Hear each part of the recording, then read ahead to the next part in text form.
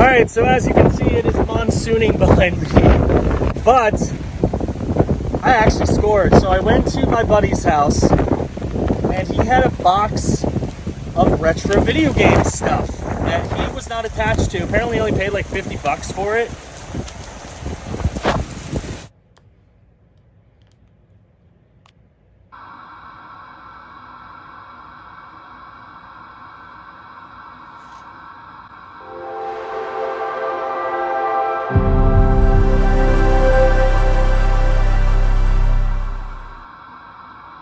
Hello everybody, and welcome to another episode of the Bargain Game Hunter.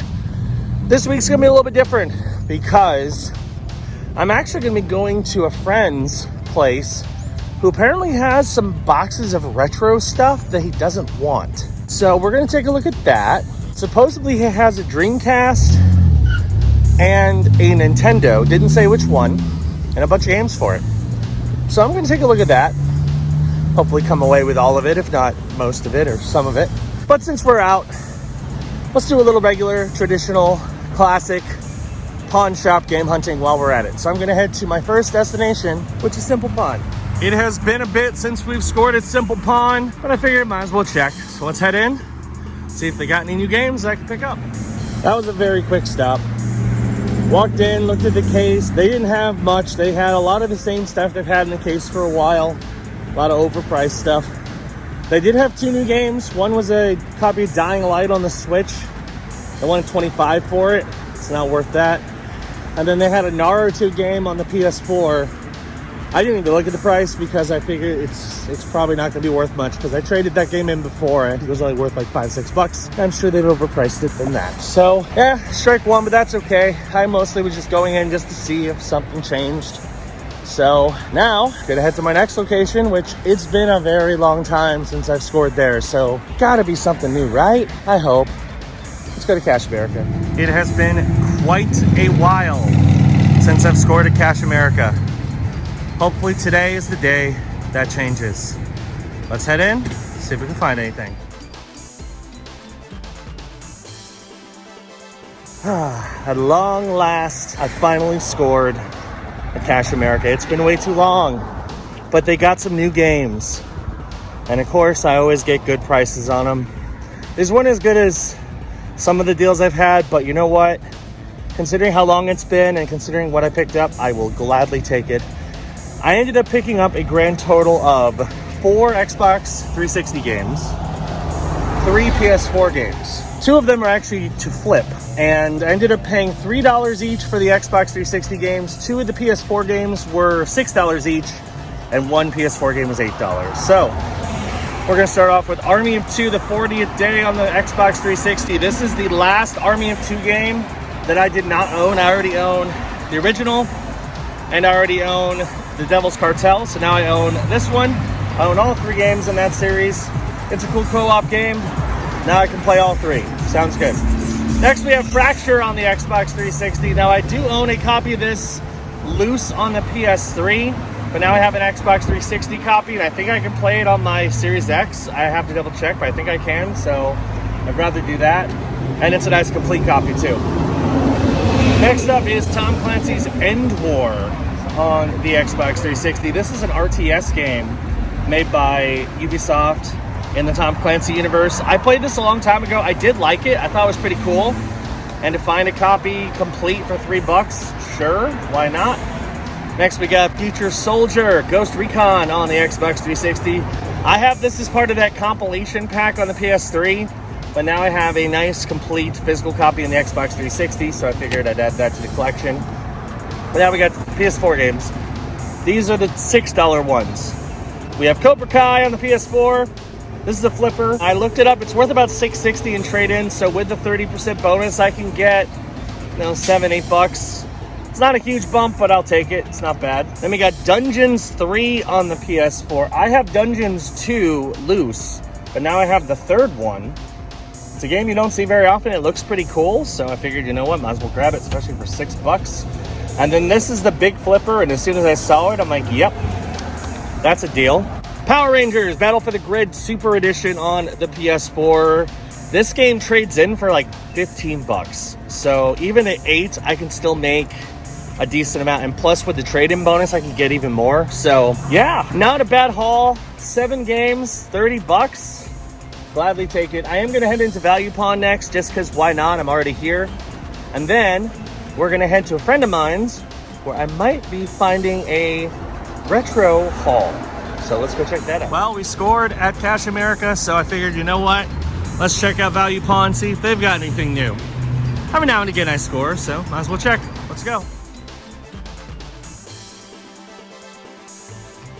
Okay, so I did pick up a couple things. They actually had a decent amount of new games. And these were priced at $9 each, which is higher than I normally like to pay for last gen games for Xbox One, PS4. It's a little bit of a gamble, but it could pay off. Here's what I mean by that. So the first game I picked up is Shadow of the Tomb Raider on the Xbox One. This is the Steelbook edition. I mostly got it because I don't have a physical copy of Shadow of the Tomb Raider, and it's a Steelbook. I like Steelbooks. Everything's in there too. It has the cards, all the paperwork, everything. Looks really good. So I figured, you know what? $9's not terrible for that. Here's the one I was on the fence about, and that is Red Dead Redemption 2 on the PS4, but it's sealed. Now, GameStop only takes Red Dead for about $8.80 to trade in. Technically, with a bonus, I could get a profit immediately, but if you look at the price charting number, it goes for about 20 bucks online sealed. 22, I think.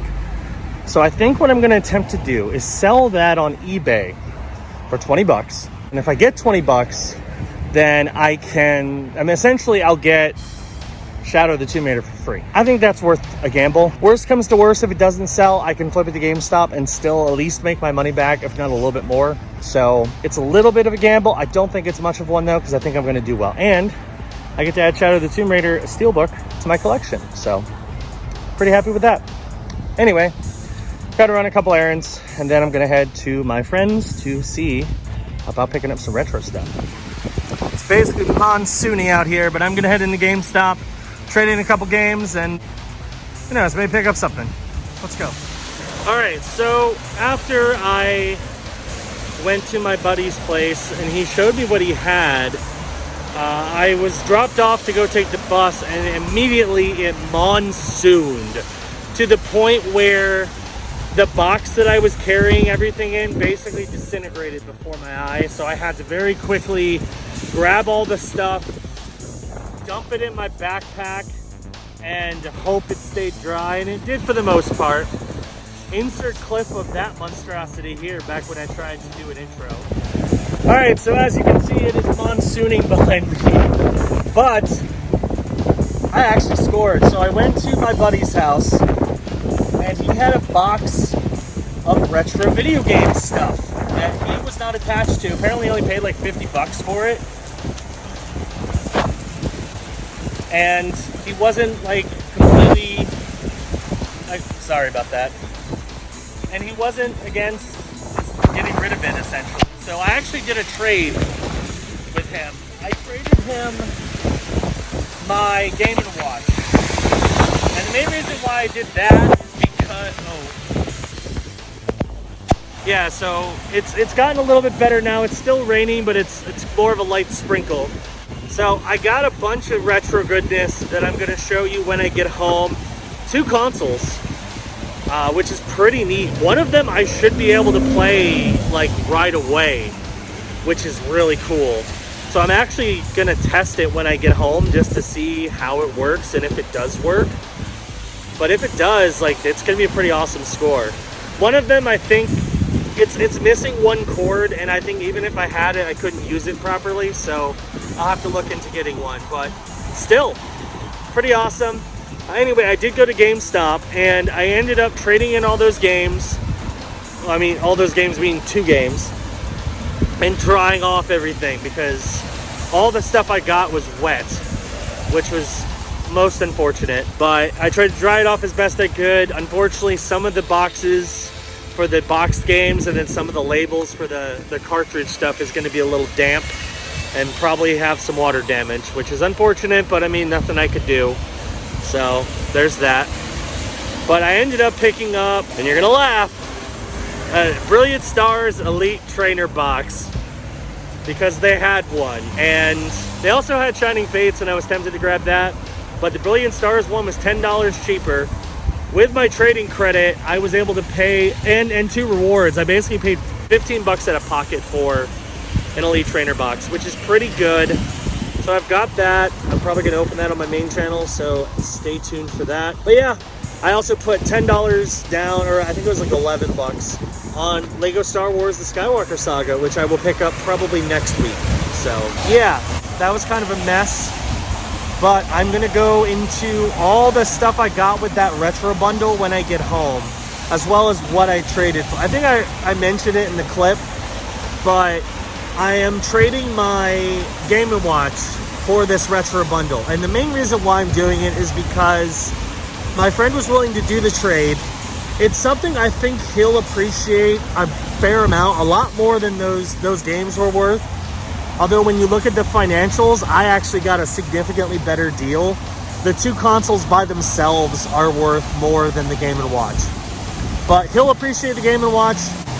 It was a good trade. So I'll show all that when I get home and get out of this rain. But yeah, that's what I ended up picking up at GameStop, and that's the retro bundle that I ended up getting.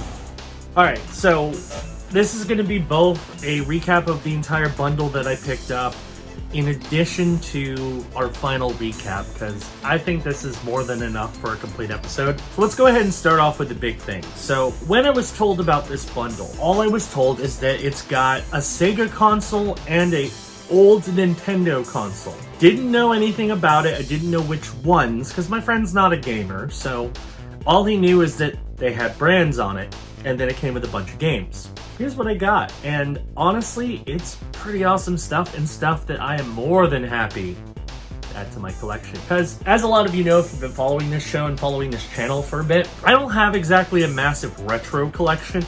Now, when I say retro, a lot of the stuff I'm referring to is like Xbox, PS2. That stuff isn't really retro yet.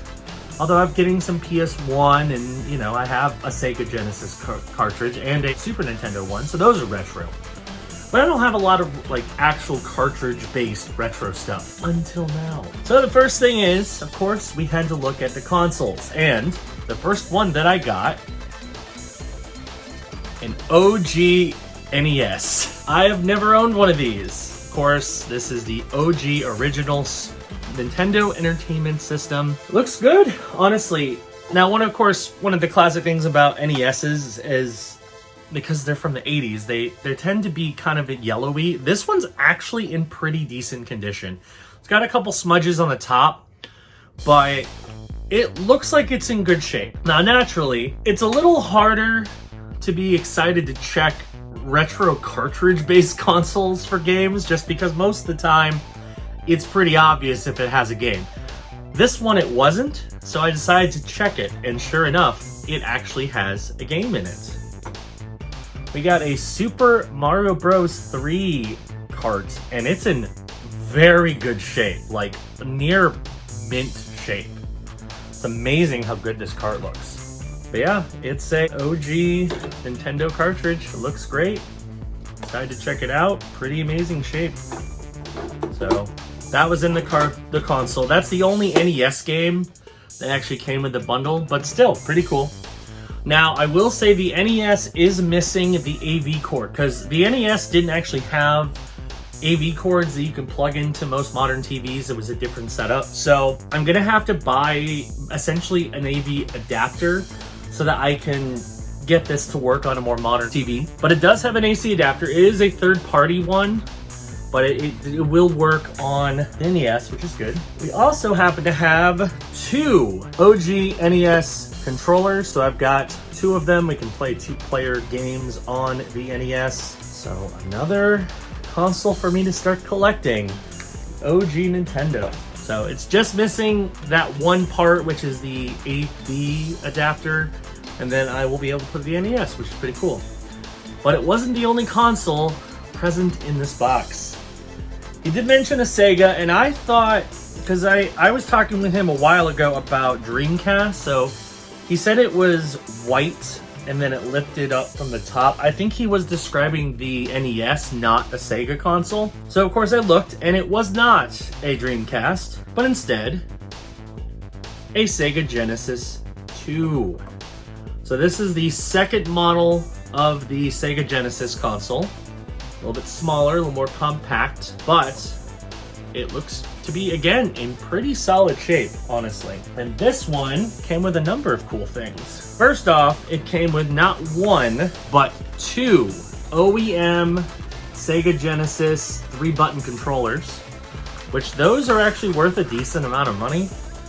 I'm gonna get into the values of the consoles in just a second. I'm just gonna show you what I got from them first before we get to the games. And then I've also got this Retrobit 6-button controller. It is a third party, so it's not an OG, but it will work on the Sega Genesis. So we got essentially 3 Sega Genesis controllers. 2 of them are original, and 1 is a third party. So pretty solid, honestly. So again, all of this was a bundle, and I ended up trading for it. So I haven't actually given it to him yet, but I'm going to be giving him my Game & Watch, the Disney one, just because, again, I think he's gonna appreciate that, and it'll be a nice addition to his collection. And I think I got a pretty solid return, honestly.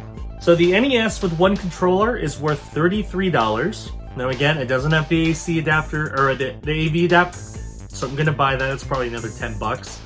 But still, it's essentially gonna cost me 10 bucks to be able to play an NES, which is pretty cool. The extra controller is worth 10 bucks. So the console's worth 33, controller's worth 10, so about 40 bucks. We're already over halfway to the amount of money I would have gotten if I sold that Game & Watch. But also, as a reminder, I only paid 10 bucks for that Game & Watch.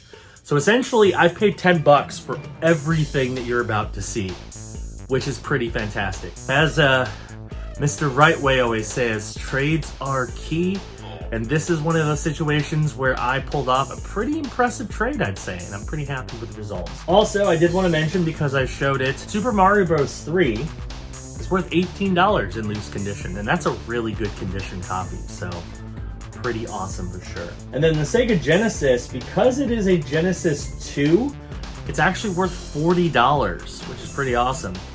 I could not find a value for the Retrobit controller, but I did find the value for the second OEM Sega Genesis controller, and that one is worth $17. So again, really solid prices and solid value.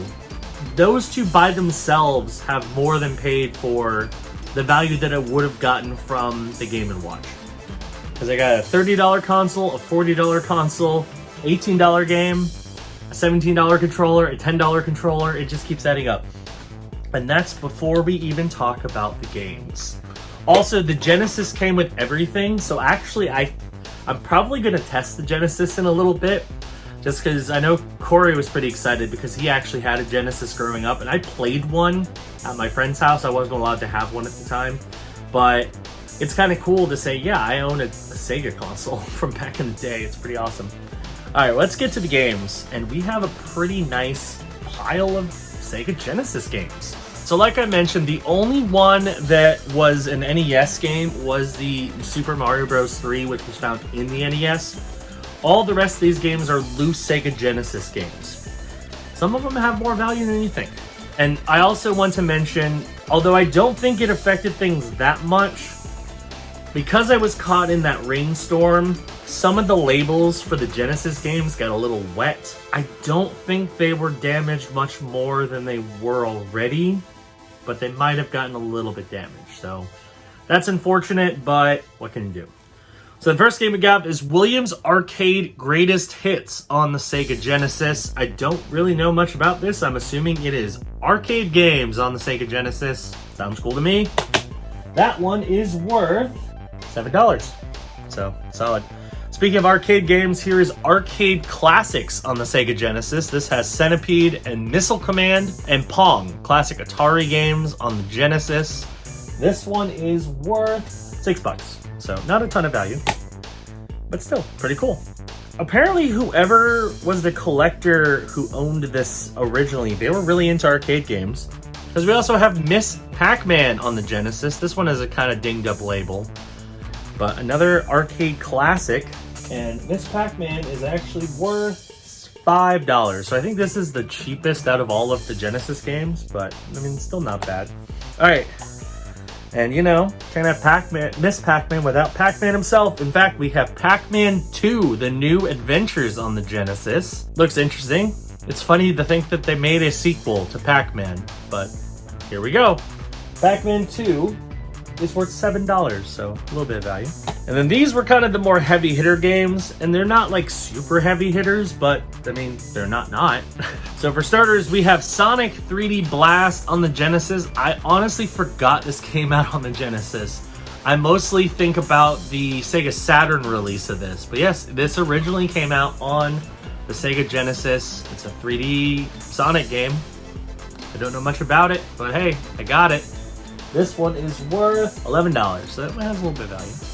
What's funny is now I have a second copy of this with a different logo. I don't know. Sonic 2 on the Genesis. It is another not for resale copy, but unlike my other copy, which just had like a label printed on the bottom, this one's actually on the actual label for the cart. That's kind of cool. Of course, it's a Sonic game. You have to have Sonic games for the Genesis. So this one is actually worth $9. So not as much as Sonic 3D Blast. This was the one where as soon as I saw it, I'm like, okay, that's cool. I definitely want to try this because I bet it's pretty awesome. I don't know much about it, but it looks cool. Spider-Man and X-Men, The Arcade's Revenge on the Genesis. It's also got an old like retro, I don't know if that's a store. It might be an old retro store on the back, or it might be a rental sticker. I'm not sure, but that's cool. This looks neat. It's an X-Men and Spider-Man game on the Genesis, so I'm down to try it out. This one is worth $12, so one of the more valuable games. And then the single most valuable game, and I'm a little sad because I'm pretty sure the label got dinged up because of the rain, but it's a cool game and I'm glad to have it to the collection. Sonic the Hedgehog 3 on the Genesis. It's the third Sonic game. This one's pretty popular, so glad to have it. This one is worth $29, so this one actually has a decent amount of value. So that's everything I got from the Genesis and Nintendo lot. So again, as a little bit of a reminder, I paid essentially $10 for that Nintendo Game & Watch. It was worth $70. I'm going to be trading that to Shelby, who in turn gave me all this stuff. So it was a $70 value, and the entire bundle is worth a grand total of $204. So I turned $10 into a $204 bundle of retro games. Awesome. I already kind of wanted a Sega Genesis. Now I have one. I also have an NES, which is a console that I didn't really expect to own anytime soon because, at least around me, I don't find these old school cartridge-based consoles. You just don't. Usually the oldest thing I'm gonna find at a pawn shop is like an Xbox 360 or maybe a Wii. That's about it. You don't find anything older than that. So the fact that I was able to get both a NES and a Sega Genesis in this bundle, and I only paid $10 total for all of it, technically, fantastic. But that's not all we got this week. We also got some solid pawn shop pickups. We're gonna go over those right now, and honestly, again, I did pretty well here. We got some solid games that we can add to the collection, as well as I already traded in some stuff to GameStop, as you saw. Got a Elite Trainer box, which I will be unboxing on the BigCTV channel. It's probably out long before this video comes out, so check that out if you haven't seen it. And yes, finally, Cash America had game. It has been so long since I've been able to find games at Cash America because they just never seem to get any new stuff. Well, they got some new stuff this time, and it was some good stuff.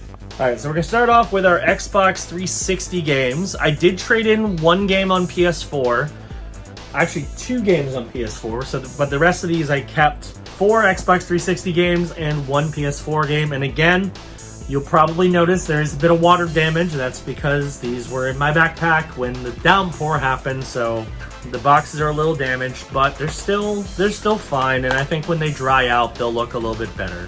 But we're going to start off with Ghost Recon Future Soldier on the Xbox 360. I technically have this game on PS3.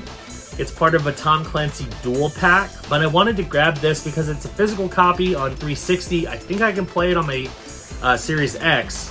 And it's a really good copy too. Honestly, all of these games were in very good shape and complete, so I wasn't really going to turn them down. And all these Xbox 360 games, I only paid $3 for a piece, which is a pretty solid price for an Xbox 360 game. This one I paid $3 for, and it is worth $5. So it doesn't have a ton of value, but it's a cool game, so it's worth grabbing. Next up, we have Tom Clancy's End War on the Xbox 360. This is a RTS game. I actually played this back when it came out. It was pretty fun. I don't own a copy now, but I'm glad to add it to my collection. I think I rented it back when I worked at GameStop, but now I have a copy. Paid $3 for this, and it is worth $6. It's a little bit more than Future Soldier. All right, next we have Fracture on the Xbox 360. This is another one where I technically own it on PS3, but I believe it's backwards compatible, so I might as well play it on my Series X where it will look better and run better. Looks fun. It's a very 2010s-y game made by LucasArts, but it looks fun.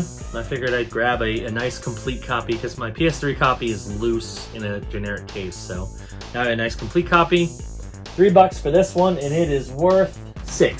So not a ton of value in these 360 games, but I mean, they're nice adds to the collection, so I'm not going to complain. And then the surprise banger of the entire 360 lot is Army of Two, the 40th Day on the Xbox 360. This is the last Army of Two game that I needed because I have the first one, and then I also have the third one, which is called the Devil's Cartel. I didn't own this one, and it looks good. It's complete. It's in good shape. Paid $3, and it is worth $9. So this one actually has some value. Who would have thought? And then the last thing I picked up that I kept is a PS4 game, and I actually got the second one from this series, I think for like a couple bucks from GameStop. It was dirt cheap. But this one's complete. It looks interesting, and it's not a game I see very often, so I figured, you know what? Let's grab it, add it to the collection. We have Dungeons 3 on the PS4. It appears to be an RTS game where you play as like a dungeon keeper. Sounds cool. It also kind of reminds me of Overlord, which is another series that I enjoy. So figured I'd grab it. It looks cool, and it's not a game you see very often. This one I paid $6 for, and it is worth $13. So nice solid bump up there. And then the last two games I picked up were from Value Pawn, who also got some new stuff. And Value Pawn is tough because a lot of times they overprice their games. Pretty easily they overprice their games. Most Xbox One and PS4 games tend to be in the $8 to $9 range. And both of these I picked up were $9 a piece. But I have a logical reason behind it, and I think I'm gonna do okay. So this one I picked up strictly to add to the collection, and that is Shadow of the Tomb Raider, the Steelbook Edition on the Xbox One. The main reason why I grabbed this is I don't own a physical copy of Shadow of the Tomb Raider. It comes in this cool steelbook. It has everything in it. The bonus cards are still sealed. The disc is in perfect condition. Might as well. Even for $9, I figured this was a nice add because it's a steelbook. You're not going to see this version very often. So I figured I'd grab it. Paid $9. It's actually worth $14. So this one actually has some decent value. And then the last game that I picked up, and I was on the fence because $9 is more than I would like to pay, but it's sealed. And I looked up the value on eBay as to what it's going for, and I think if I can sell it, it'll be worth it. We have a brand new sealed copy of Red Dead Redemption 2 on the PS4. It is a not for resale copy, so it must have been included in some sort of bundle.